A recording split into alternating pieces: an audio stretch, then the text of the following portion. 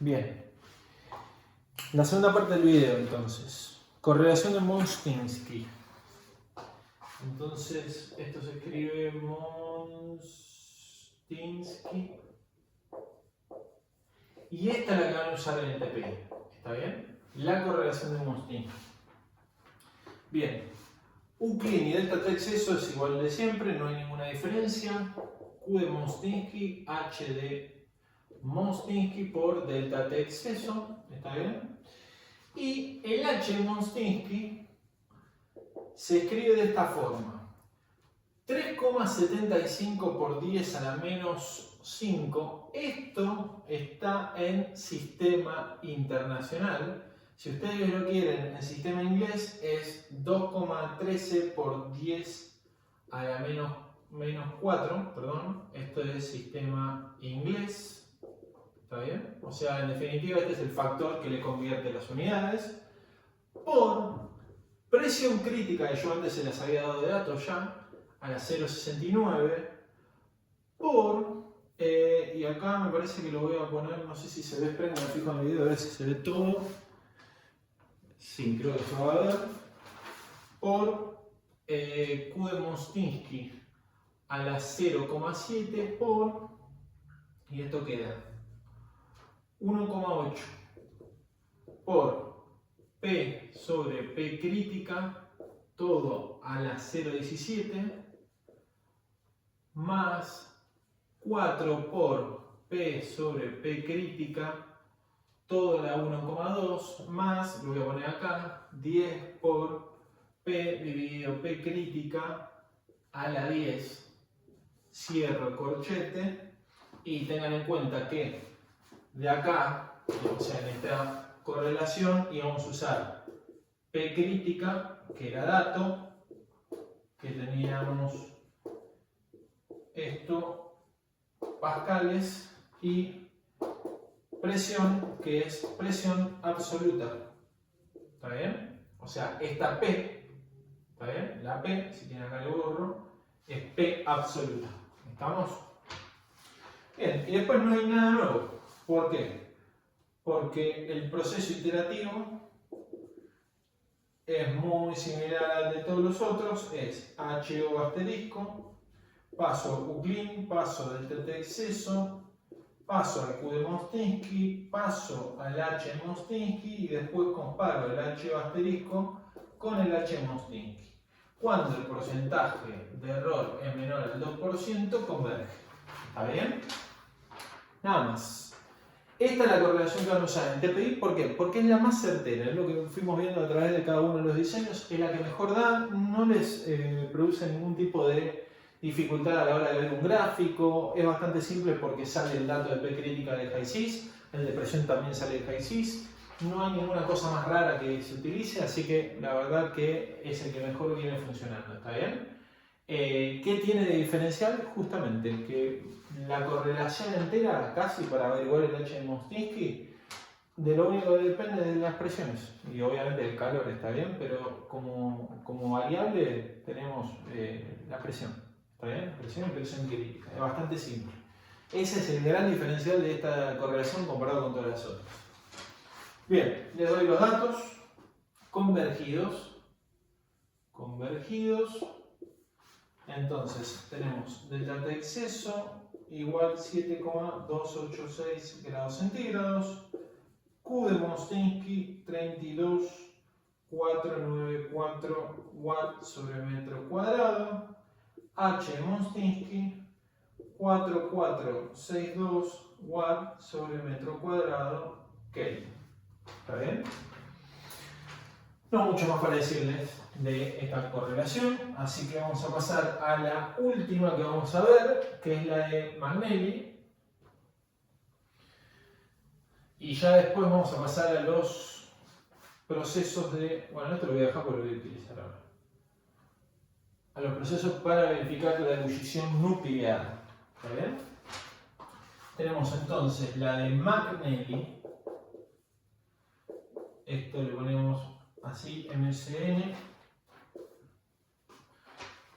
Tenemos, bueno, el Euclid y el delta T exceso como siempre se escriben. El Q de Magnelli McNally, lo tenemos H McNally por delta T de exceso.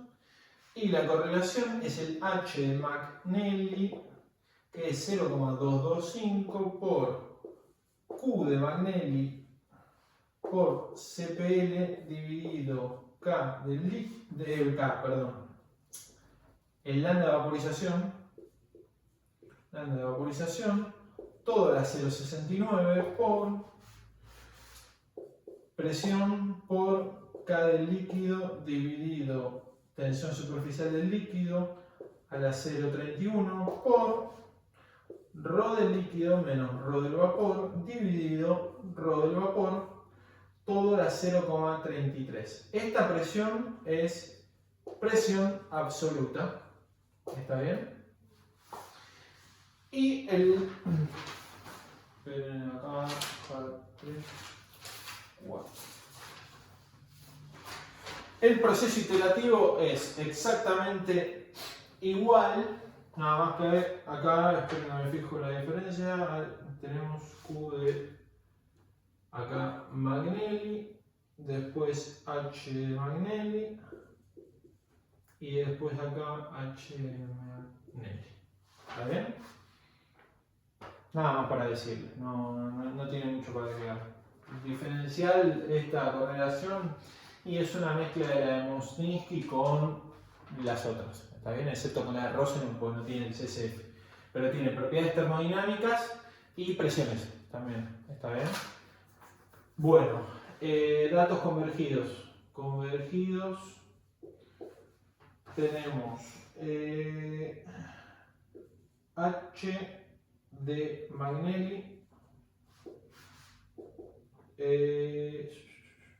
5422 watts sobre metro cuadrado Kelvin, delta T exceso 6,239 grados centígrados y el Q de McNally 33817 watts sobre metro cuadrado. Me olvidé de que me faltaba una correlación, la del más, del mejor, que están todas metidas, que es Kern. ¿Está bien? No podía faltar. Es una correlación bastante simple, como todas las de Kern generalmente, pero les va a introducir el uso del gráfico, ¿está bien? Que es de donde nosotros sacamos, por ejemplo, el H asterisco que decimos 300 BTU sobre hora P cuadrado grado Fahrenheit, ¿está bien? Entonces, la correlación de Kern, ¿está bien? El gráfico está en la página 58. Fíjense, esperen que lo voy a buscar el gráfico, así se los muestro ahí en la cámara. Página 58. Tenemos este gráfico, esperen que lo voy a mostrar es ese gráfico, ¿está bien? Fíjense que yo acá, esperen que lo muestro, acá le anoté el H de Kern, ¿está bien? El eje Y tenemos el H, coeficiente de transferencia de calor. El H de Kern igual está acá anotado, con lo cual no va a haber ninguna diferencia de lo que ponga en el pizarrón. En el eje X tenemos, ahí lo estoy poniendo, delta T exceso, que es TW menos T de saturación, ¿está bien? Y fíjense acá, esto no lo vamos a utilizar nosotros, esto de calor sensible para convección libre no lo vamos a utilizar. Vamos a utilizar este de transferencia de calor latente y fíjense que no es casualidad que nosotros venimos utilizando el HO asterisco de 300 para fluidos orgánicos, que es el ciclohexano, ¿está bien? Porque fíjense acá, punto máximo para líquidos orgánicos, ¿cuánto es? 300, ¿está bien? Y acá, punto máximo para agua, ¿cuánto le dice? 1000. Entonces, esperen que ya vengo por acá. Entonces, ¿por qué utilizamos el HO asterisco 300? Y básicamente porque para productos orgánicos, Kern dice, bueno, utilizar este. Tengan en cuenta lo siguiente, como yo siempre le digo, Kern, lo que tenía el muchacho, como vivía en el 30, no sé, en el 40, había mucho derroche desde el punto de vista de los recursos, tanto energéticos como de materiales, como todo, ¿está bien? O sea, no hacían un estudio tan económico de la situación, sino más técnico, ¿está bien? Entonces, Kern, cuando leen el libro de Kern, básicamente se van a dar cuenta que la gran mayoría de sus diseños o de sus métodos de diseño son sobredimensionadores de por sí, o sea, por naturaleza. ¿Por qué? Porque el tipo lo que les decía es, bueno, mira, yo te estoy explicando cómo técnicamente vas a cumplir con tu proceso. Después te fijás vos en la parte económica, si lo querés hacer más chico o lo que sea, pero el equipo que hagas con mi diseño, con el de Kern, te va a servir siempre. ¿Está bien? ¿Por qué? Y porque básicamente el tipo, con todas sus correlaciones, con todos sus métodos, sobredimensionan los equipos. Entonces siempre un equipo más grande que uno necesario va a servir, obvio. El tema va a ser más caro. ¿Está bien? Esa es la gran diferencia de Kern comparado con todos los otros. Sirve siempre, pero suele ser de los más caros. ¿Está bien? Entonces, fíjense. O sea, ya fíjense el método, o sea, les va a dar la pauta de lo que yo les estoy diciendo en sobre diseño. ¿Él qué dice? Él dice, bueno, proponer HO asterisco de 300, que es lo que venimos haciendo, BTU sobre hora, pie cuadrado, grado Fahrenheit. Vayan al gráfico que les mostré antes y obtengo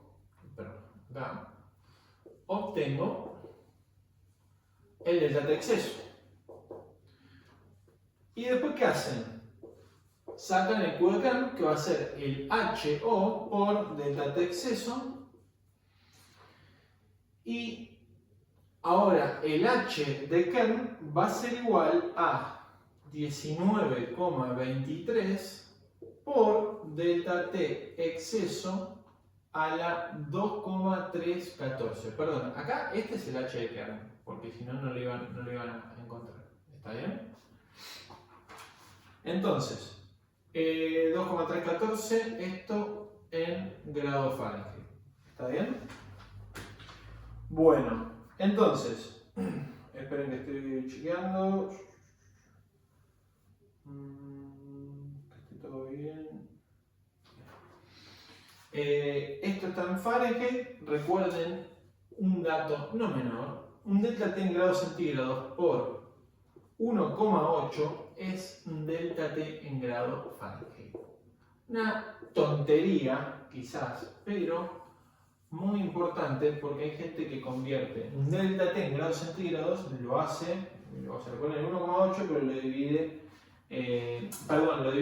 le resta el 32 y divide 1,8, ¿está bien? Y eso es un error. Cuando ustedes tienen delta T en grados centígrados, directamente cuando tienen delta T por 1,8 es el delta T en grados Fahrenheit, ¿está bien? Por las dudas se lo digo. Esto también les sirve para cuando hacen los DMDT. Bien, dicho esto, tenemos el proceso iterativo de Kern.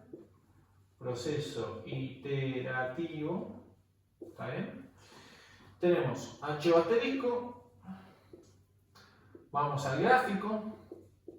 De ahí sacamos el delta de exceso. De ahí sacamos el H de Kern. H de Kern.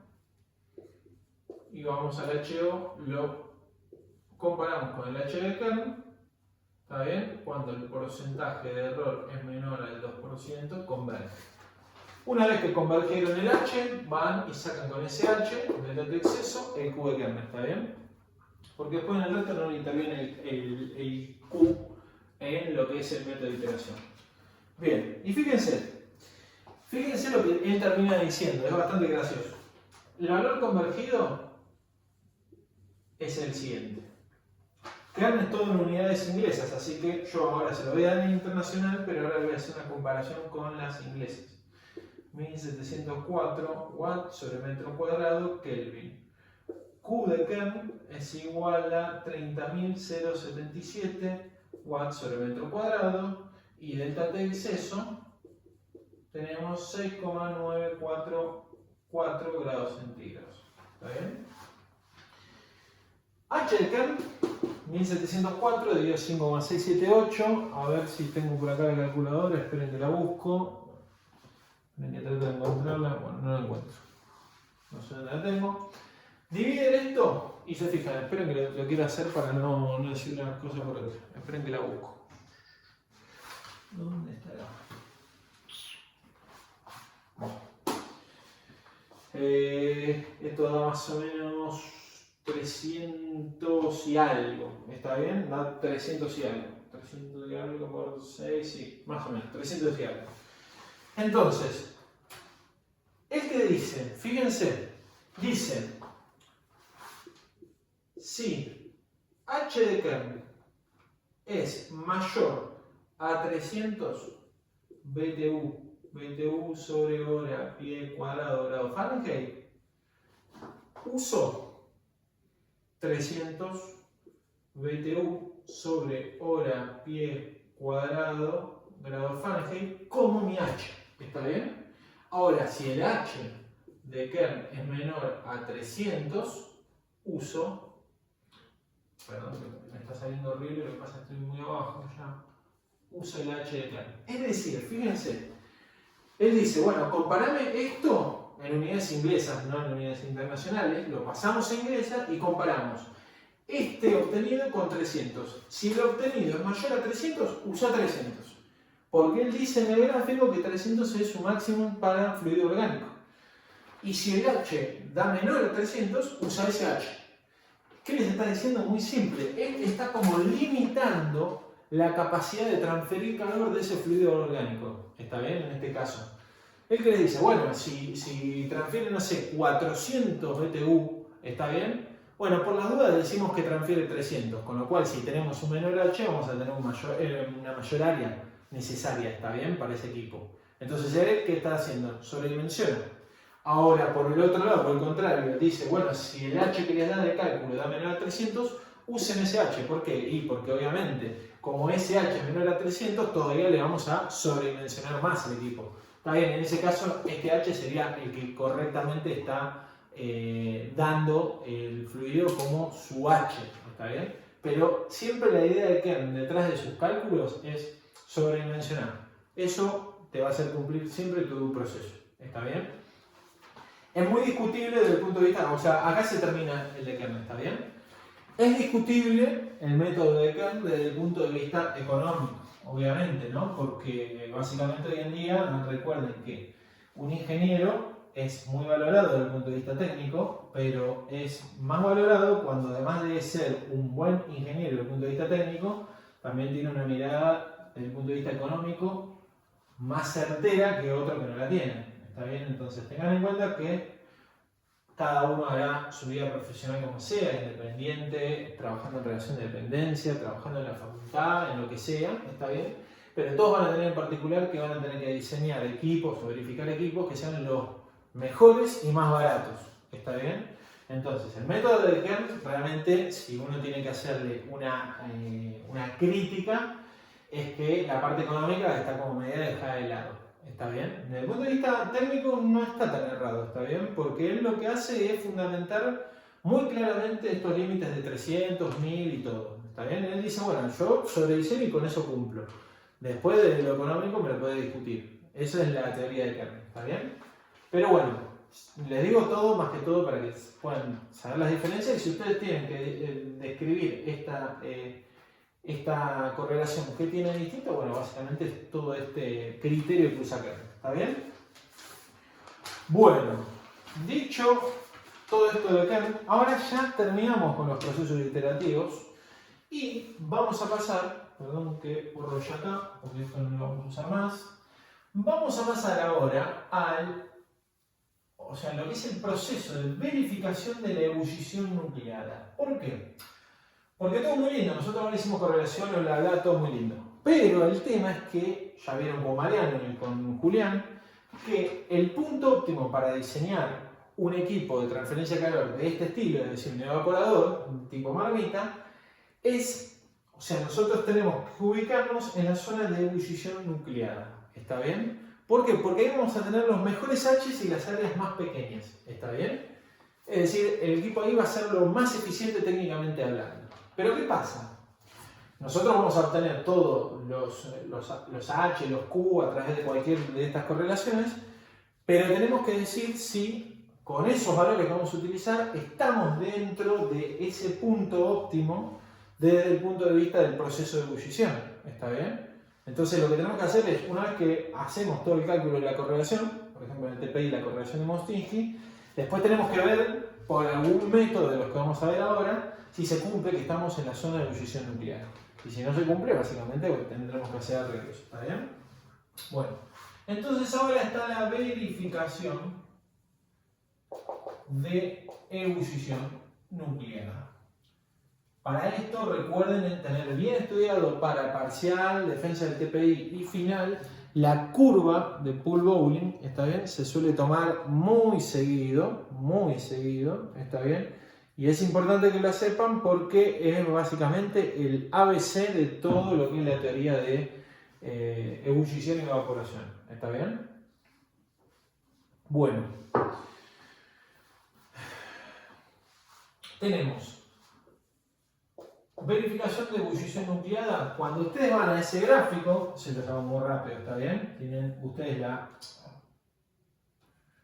tenemos la curva acá. Se la quiero hacer bien. Tienen así y creo que así, o sea, es como media cortada, ¿está bien? Le estoy haciendo, si no le voy a hacer la entera. Le voy a hacer la curva entera y listo. Van a ver que le quise hacer una cosa del cabo, pero no sé cómo dibujársela bien. En el cabo se lo pone tipo, creo que así, le hace como algo así y después la otra, ¿está bien? Porque le diferencia el proceso en esta zona. Después lo resumo mírenlo en el cabo. Igualmente tanto Mariano como Julián le explica bien esta curva, ¿está bien? ¿Qué van a tener? Acá el delta T exceso. Y acá van a tener el Q minúscula. ¿Y el Q minúscula qué es? Q mayúscula dividido área. ¿Qué área? El área disponible. ¿Está bien? Entonces, nosotros vamos a tratar de ubicarnos en esta zona. ¿Está bien? Que es la zona de ebullición nucleada. ¿Está bien?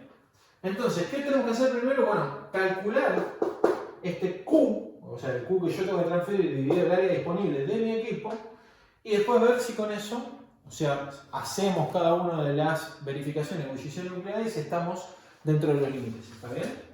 Entonces, primero vamos a calcular esto. Que, bueno, acá no sé si lo habíamos calculado, si no lo calculamos ahora. Pi de O LT NT. Tenemos 99,23 metros cuadrados. No tiene nada distinto a como lo calculamos siempre, el área disponible.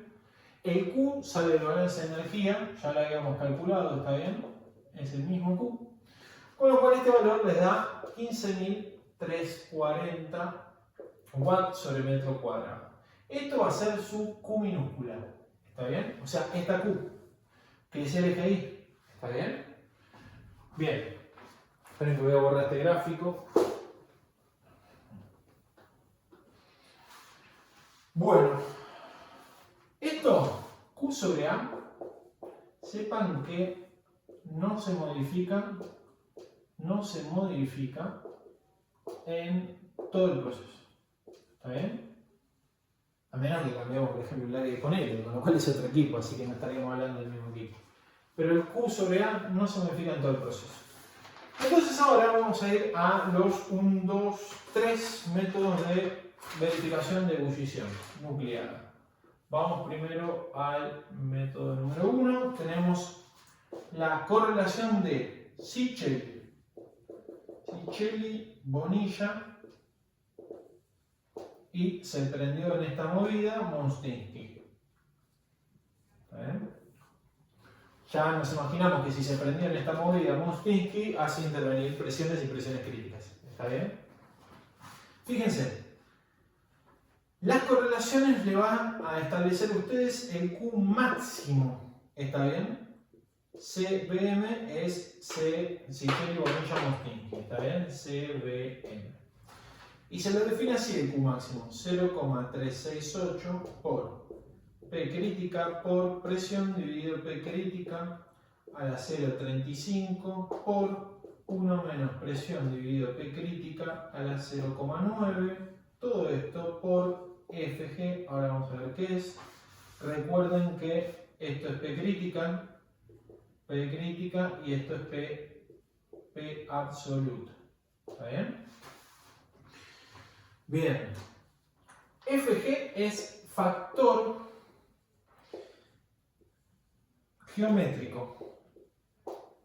¿Qué es el factor geométrico? es una constante por pitch dividido el DO por pitch dividido diámetro del haz. Ojo, diámetro del haz. Ojo que en el museo le decían DS, pero nosotros DS lo usamos como diámetro del haz. Nosotros después lo multiplicamos el diámetro del haz por 1,8 y dijimos que era nuestro DS, ¿está bien? Ojo con eso. Esto a la 1,1. Y este factor constante C depende del arreglo de tubos y cuando es triángulo vale 3,56 y cuando es cuadro vale 4,2. Con lo cual nosotros vamos a usar el de arreglo cuadro. ¿Está bien? Fíjense que cuando hacemos los cálculos, el Q máximo por Sichel, Bonilla, Mostinsky les da 1,46778 watts sobre metro cuadrado. ¿Y qué hacemos nosotros para, ya tenemos el Q máximo que supuestamente podemos obtener según Sichel y Bonilla Mostinsky? ¿Está bien? Para nuestro gráfico, ¿está bien? Para el grafiquito este, ¿está bien? Entonces tenemos acá el Q, acá el delta T exceso. Pero yo qué quiero hacer, yo me quiero posicionar en esta zona, ¿está bien? Ojo acá que esto va así. Por hacerlo rápido uno lo hace feo, ¿está bien? Esta zona, que es la zona de ebullición nucleada, ¿qué pasa? Es una zona que supónganse comienza acá y termina acá. Pero nosotros, para no posicionarnos en los límites, lo que hacemos es calcular el Q máximo que podemos obtener, es decir, por ejemplo acá, ¿no? Tenemos el Q máximo, ¿está bien? Que podemos obtener. Y lo que vamos a hacer es este Q máximo ir a valores de 0,2 por el Q máximo y 0,8 por Q máximo. Es decir, irnos un poquitito para acá y un poquitito para acá. Y abarcar esta zona, ¿está bien? Una zona más intermedia, ¿está bien? Dejando los puntos extremos de lado. Es decir, un 20% después de que empiece la ebullición nuclear y un 20% antes de que finalice, ¿está bien? De esa forma nos aseguramos sí o sí que estemos en ebullición nuclear. Entonces, vamos a calcular esto y vamos a calcular esto. Estos 0,2 y 0,8 lo vamos a usar de límites para los tres métodos, ¿está bien? Bueno, esperen que se los calculo primero. 29,356 watts sobre metro cuadrado y 1,17423 watts sobre metro cuadrado. Bien, y entonces ahora ¿qué tenemos que hacer? Muy fácil. Este Q sobre A, que calculamos acá, esperen que borro acá el gráfico, quedó feo. Este valor Q sobre A lo comparamos con esto. Entonces, tenemos 15.340, ya es menor a esto, ¿está bien? Y obviamente muchísimo menor a esto. Con lo cual, si ya es menor a esto, nosotros ¿qué tenemos que poner? Que según CBM, Sichel, Bonilla, Mostinsky, no cumple ebullición nuclear. ¿Está bien? No lo cumple. ¿Qué estamos en un problema gigante? No, porque nosotros tenemos dos métodos más para verificar. ¿Está bien? Así que lo que tenemos que hacer es hacer un método, hacer otro método y otro método y fijarnos por cuál cierra. Tengan en cuenta que ustedes en el TPI van a utilizar la correlación de Mostinsky para el H, ¿está bien? Y van a utilizar el método de Kern, que lo vamos a ver tercero acá en esta parte de verificación, el método de Kern como los varios, ¿está bien? Sin embargo, lo que yo les pido es que hagan los tres métodos igual, por las dudas, para chequearlo, pero tomen como válido para cerrar el TPI y como base del TPI el de Kern, ¿está bien? Bueno, igual yo ahora lo voy a escribir, quédense tranquilo. Después tenemos el método de Polen-Small. Polen-Small. Bien, también lo mismo, un Q máximo de Polen-Small. Tenemos 0,18 por ρ del vapor por G por la tensión superficial del líquido por ρ del líquido menos ρ del vapor dividido ρ del vapor al cuadrado del ρ del vapor ahí a la 0,25 por, lo pongo acá abajo, no lo pongo, 2,39 por pitch dividido DO por raíz cuadrada del número de tubos, ¿está bien? Por ρ del vapor. Recuerden que acá NT sería 2 por NT para cabezal U. Solo para cabezal U, ¿está bien? O sea, en nuestro caso aplica esto, ¿está bien? Obviamente, como pega la vuelta, tenemos 2 por el número de tubo, porque el número de tubo es de una parte, ¿está bien? Lo duplicamos y estaríamos diciendo que es para todo el cabezal. Bien. Y nada más para decirles acá, entonces calculamos el Q máximo del Polyensmol, nos da 1366591 watts sobre metro cuadrado. De acá hacemos el 0,2 y el 0,8 por el Q máximo del Polyensmol por Q máximo Polyensmol, y tenemos uno y otro. Tenemos 27,318 watts sobre metro cuadrado y 109,273 watts sobre metro cuadrado. ¿Está bien? Con lo cual ya vemos que 15.340 sigue siendo inferior a este, con lo cual no, o sea, vamos a poner según Polyensmol, no cumple ebullición nuclear. Entonces ahora vamos a ir a nuestro tercer método, que es el método del amigo Kern. ¿Está bien? Que es el método que vamos a utilizar nosotros para la verificación en el TPI. ¿Está bien? Esperen que cargo de vuelta esto. Ustedes se ríen, pero no saben la cantidad de tinta que estoy utilizando en todas estas clases. ¿Está bien? Es impresionante. Bueno. Tenemos acá. Bien, vamos a el último método. Es bastante fácil y bastante a lo Kern el último método. Obviamente porque lleva su nombre. ¿Está bien? Y es el método que vamos a utilizar en el TPI. ¿Está bien? Como el válido para cerrar el TPI. Sin embargo, hagan los tres métodos. ¿Está bien? O sea, hagan los tres métodos. Vamos acá a poner el del amigo Kern, TPI. ¿Está bien? Y tenemos el que dice, como antes, propone Q máximo de Kern 12.000 BTU sobre hora pie cuadrado grado Fahrenheit. ¿Está bien?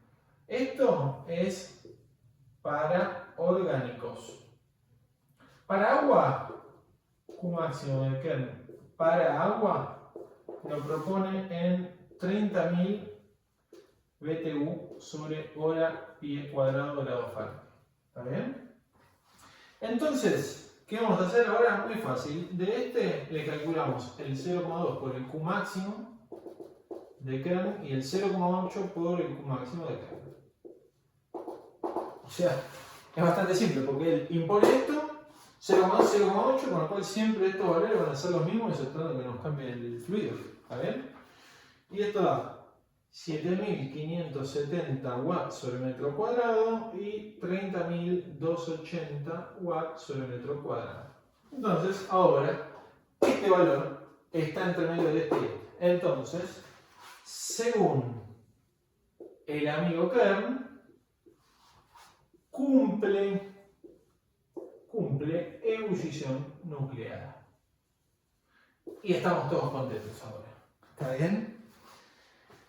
Bien, entonces, vuelvo a repetir, Agansy, Cherry Bonilla, Mostinski, Polyensmol y Kern, comparen las tres, está bien, total es marcada, es fácil hacerlo, pero tomen como válida para seguir adelante y para cerrar el diseño, la de Kern, ¿está bien? Bueno, falta ya poquitito, tenemos ahora el cálculo de arrastre, pérdida de carga y vamos cerrando todo este proceso, ¿está bien? Bien. Cálculo de arrastre. Cálculo de arrastre. Básicamente, ¿qué es el cálculo de arrastre? Ya lo vieron en la teoría. Es básicamente ver la velocidad que tenemos en el vapor y una velocidad máxima para asegurar que el vapor que esté saliendo no tenga las gotitas de líquido. Es decir, que no haya arrastre de líquido. ¿Está bien? Por eso se llama cálculo de arrastre y velocidad de arrastre. ¿Está bien? Le voy a hacer un dibujito muy rápido de lo que sería la coraza. ¿Está bien? En realidad el diámetro... Ahora le voy a poner las dos cosas. Acá vamos a tener el diámetro del haz. Esto de acá hasta acá vamos a tener el ds, que en este caso era 1,8 por dh. Acá vamos a tener la longitud de tubos. Y, esperen que lo hago en azul. Esta parte va a ser nuestro espejo de líquido, que le llamamos, ¿está bien? Que va a ser área del espejo. Perdón que se ve, pero no tengo tinta azul. ¿Está bien? Área del espejo, que es el espejo de líquido, es decir, la parte superficial, el pelo del líquido, como le llamamos, ¿está bien? Pero es toda este área la que a mí me va a interesar, ¿estamos? Entonces, esto que yo le voy a escribir ahora es el área del espejo líquido, que es geometría, y esto, de acá hasta acá, que es C, que es una cuerda, que también sale de geometría, ¿está bien? O sea, lo que les voy a dar ahora no es ni más ni menos que geometría pura y un cálculo de una velocidad, ¿está bien? Fíjense, la cuerda, ¿cómo se calcula? ds por 1 menos 2 por dh dividido ds, todo esto al cuadrado. Ahí tenemos una cuerda, área del espejo, C por longitud de tubos. Y después tenemos la velocidad del vapor máxima, que es igual a K, que ahora les voy a decir qué valor es K, por ρ del líquido menos ρ del vapor, dividido ρ del vapor. Y esta constante K, KO, ¿está bien? Da de valores 0,03 menor o igual a K menor o igual a 0,09 metros por segundo. ¿Está bien? Nosotros para el TPI vamos a usar K0,03. ¿Está bien? Esta le ponemos para el TPI. ¿Está bien? Recuerden, sale del cabo estos valores límites. Entonces, calculamos la velocidad del vapor máxima. Tenemos 0,138 metros por segundo. Y ahora ¿qué hacemos? Calculamos, creo que se ve la velocidad del vapor, ¿está bien? Que sería el caudal de vapor por ρ del vapor por área del espejo. ¿Está bien? Es una fórmula bastante similar a la que usamos para el cálculo de los H. ¿Estamos? Nada más que para todo lo del vapor. Esto da 0,031 metros por segundo. Entonces, ¿qué hacemos ahora? Es simple. Si la velocidad del vapor es menor a la velocidad del vapor máxima, quiere decir que no hay arrastre. Si le llegase a dar velocidad del vapor mayor a esta, hay arrastre de líquido y algún tipo de arreglo van a tener que hacer. Les soy sincero, creo que nunca un TPI vio que tenía arrastre de líquido. Sin embargo, no por eso les estoy diciendo bajo ningún aspecto que no lo hagan el cálculo de arrastre. ¿Está bien? Es muy importante que hagan el cálculo de arrastre, pues es un error bastante común en los diseños. Bien. Ahora, les iba a dar un dato que les va a servir después para la parte de pérdida de carga.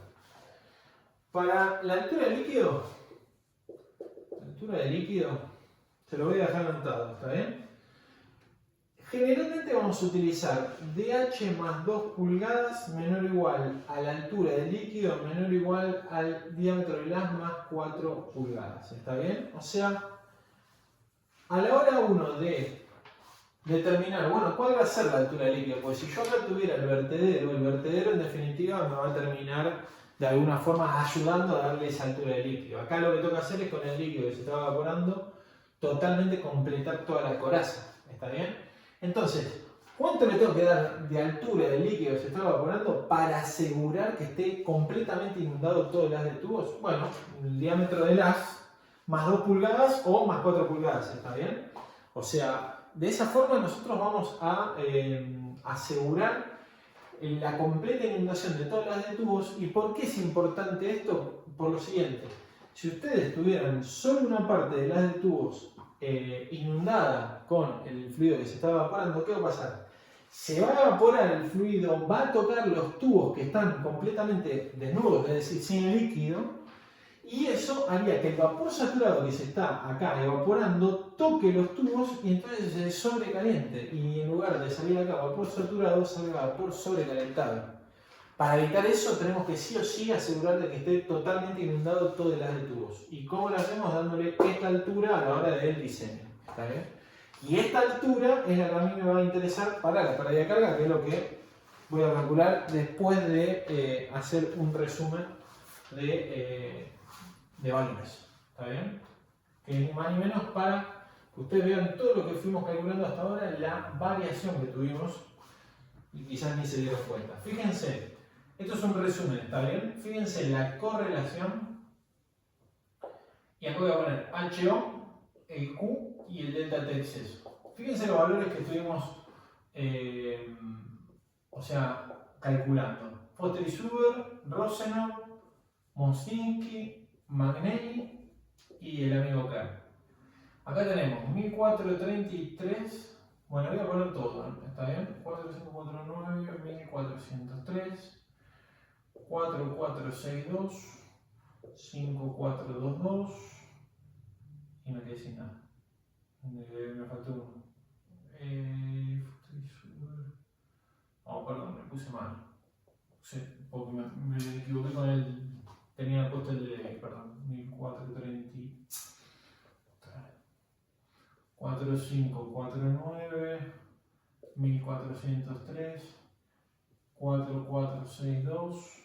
5422, 1704, el Q tenemos 32637, 21877, 32494, 33817, 30.077, perdón. Y acá tenemos 7,173, 15,596, 7,286, 6,239 y 6,944. Fíjense la total variación de HO, Q y delta T exceso. O sea, no hay ningún tipo de relación entre uno y otro, ¿está bien? Por más que en alguno dé más parecido que en otro, no sé. Por ejemplo, acá el H da similar acá, pero da distinto el Q, da distinto el delta T exceso. Es decir, no le busque ningún tipo de conexión a una con la otra, ¿está bien? Cada una de las correlaciones tiene en cuenta variables distintas y efectos distintos, ¿está bien? Por más que sea sobre el mismo fenómeno. Pero a la hora de hacer comparaciones, fíjense que no tiene ningún sentido, pero ningún sentido, decir cuál es mejor que la otra, ¿está bien? Por eso es que les damos todas las correlaciones y para el TPI le pedimos particularmente que usen algunas de todas esas, ¿está bien? Para el TPI, recuerden, vamos a usar la de Mostinski y la ebullición nuclear la vamos a verificar por Kerr, ¿está bien? Bien, nos falta lo último, el delta P, ¿está bien? Bien, para tubos no voy a ni perder tiempo. Recuerden, el Reynolds de tubos ya lo habíamos calculado, 31.401.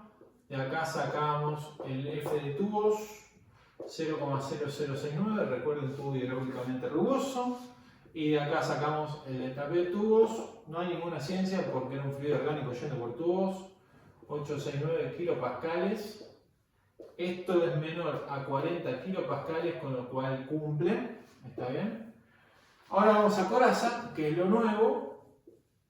¿Está bien? Y vamos a tener dos métodos. El primero, que es un poco similar a lo que vimos antes, es calculamos el G de coraza, WS dividido área de flujo de coraza, 131,173 kilogramos sobre metro cuadrado segundo. Calculamos el Reynolds de coraza, GS por diámetro equivalente térmico dividido mu de coraza, pero mu de coraza, perdón, acá le vamos a poner mu del líquido, ¿está bien? En la coraza, o sea, recuerden cuando leen en Hi-Sys tienen que leer la parte de líquido. Esto es turbulento, ¿está bien?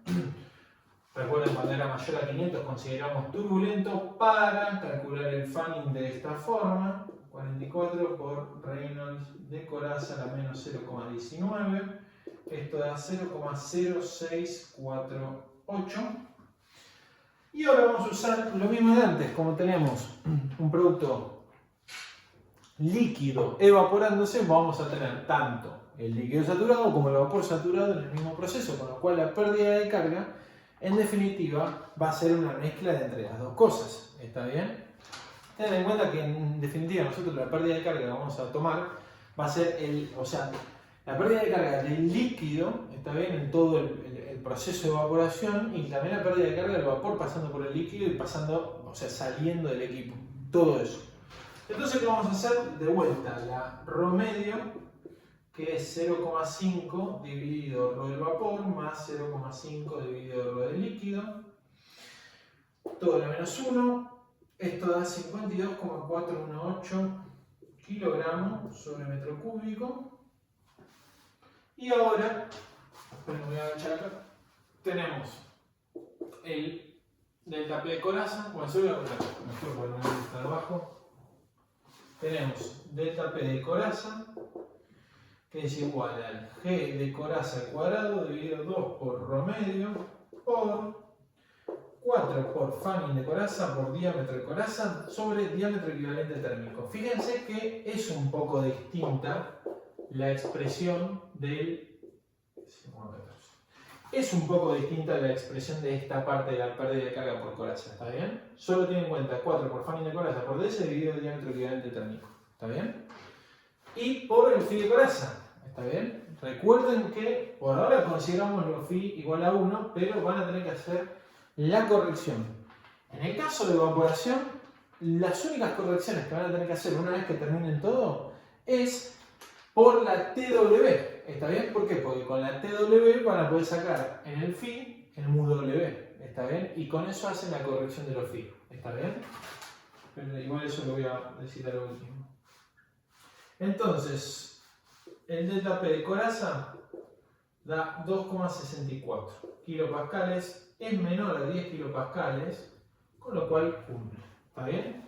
Y tenemos otro método que también le voy a pedir igual que lo hagan, que en definitiva es pensar la pérdida de carga como la presión que ejerce la columna del líquido más la presión que tenemos para que el vapor saturado venza esa columna del líquido. ¿Está bien? Bien.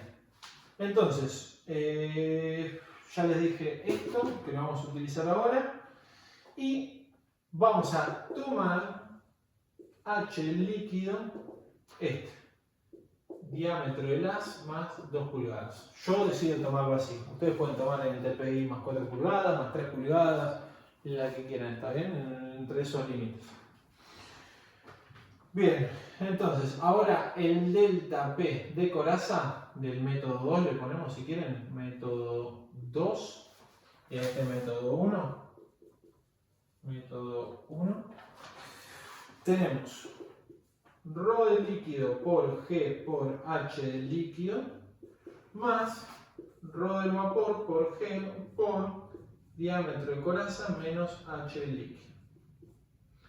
Perdón, antes le dije el delta P del vapor para vencer la presión del líquido, no, perdón. era la pérdida de carga que tenemos desde que el vapor sale o sea, de la altura del líquido, está bien, del pelo del líquido, hasta atravesar toda esta zona, que es la que es ds menos dh, está bien, o sea, para atravesar toda esta zona y salir, está bien, o sea, es en definitiva una suma de pérdidas de cargas, de la parte del líquido y de la parte del vapor, por separado. Entonces acá lo vamos a anotar que es la presión ejercida del líquido y acá es la presión ejercida por el vapor. ¿Está bien? Y fíjense que este método, la etapa S, método 2, les da 3,79 kilopascales y también cumple. ¿Está bien? La pérdida de carga, hagan también por los dos métodos la comparación, pero pónganlo los dos. ¿Está bien? Y como les dije, ya con esto terminamos.